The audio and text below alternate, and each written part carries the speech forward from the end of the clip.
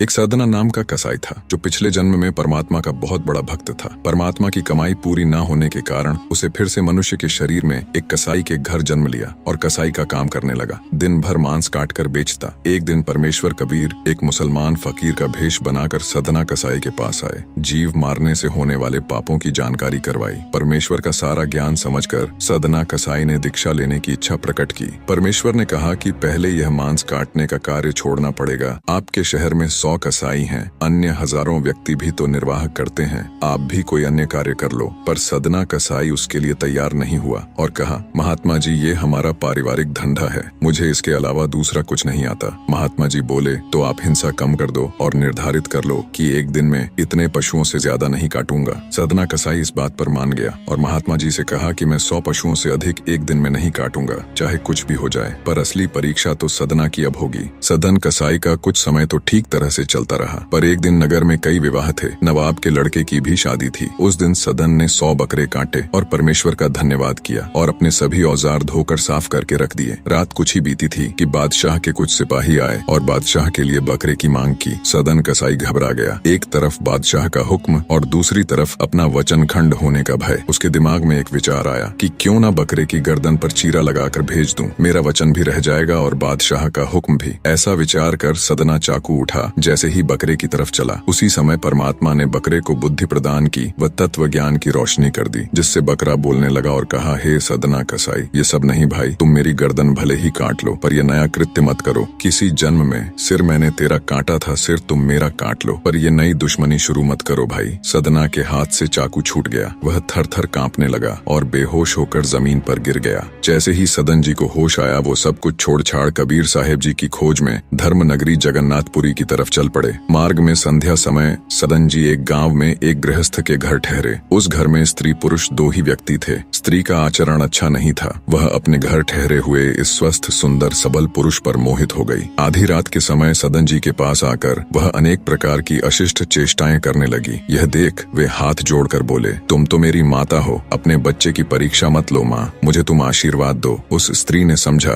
कि मेरे पति के भय से ही यह मेरी बात नहीं मान रहा। वह गई और तलवार लेकर अपने सोते हुए पति का सिर काट दिया और कहने लगी, प्यारे अब डरो मत, मैंने अपने पति का सिर काट डाला है, अब तुम मुझे स्वीकार करो। सदन भय से कांप उठे और कहा, पापी औरत, ये तूने क्या कर डाला? स्त्री ने जब सारी कोशिश करके देख ली और पता चला कि ये तो नहीं मानेगा, तब द्वार पर आकर छाती पीट पीट कर रोने लगी। लोग उसका रुदन सुनकर एकत्र हो गए। उस दुष्ट औरत ने रोते चिल्लाते कहा, इस यात्री ने मेरे पति को मार डाला है और यह मेरे साथ बलात्कार करना चाहता था। लोगों ने सदन को खूब भला बुरा कहा और उसे राजा के दरबार में पेश किया। सदन बिना कोई सफाई दिए बस चुपचाप अपने प्रभु की लीला देख रहे थे। अतः अपराध न करने पर भी अपराध स्वीकार कर लिया। राजा की आज्ञा से सदन के दोनों हाथ काट दिए गए। फिर भी सदन के मन में परमात्मा के प्रति तनिक भी रोष नहीं आया और उसे भी मालिक की मर्जी मानते हुए, उनको याद करते हुए फिर से जगन्नाथपुरी को चल पड़े। सदन जी कुछ ही दूर चले थे कि कबीर साहेब जी प्रकट हो गए। सदन ने उनको देख हाथ जोड़ने के लिए जैसे ही भुजाएं उठाई, उनके दोनों हाथ पूर्ववत ठीक हो गए। सदन जी उनके चरणों में गिर गए। तब परमात्मा कबीर साहेब ने उसे उठाते हुए बताया कि पिछले जन्म में तुम काशी में सदाचारी विद्वान ब्राह्मण थे।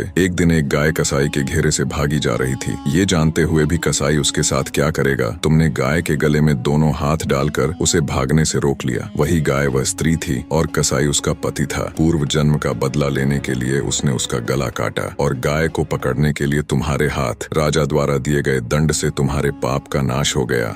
निष्कर्ष, चाहे हमारा वर्तमान जीवन कितना भी विकृत या कठिन क्यों न हो, सच्ची भक्ति और ईश्वर के प्रति समर्पण से मोक्ष प्राप्त किया जा सकता है। सदन कसाई को अपने पिछले जन्म की भक्ति और आशीर्वाद का लाभ मिला, लेकिन उनके मांस व्यापार के कारण उन्हें ईश्वर तक पहुंचने में कठिनाई का सामना करना पड़ा। कबीर जैसे महान संतों ने उन्हें यह दिखाया कि सच्ची दीक्षा और ईश्वर का मार्ग शुद्ध आचरण से ही संभव है। जीवन में आध्यात्मिक मार्ग की ओर बढ़ने के लिए हमें अपने कर्मों को शुद्ध करना होगा और सच्चे दिल से भगवान की शरण में जाना होगा।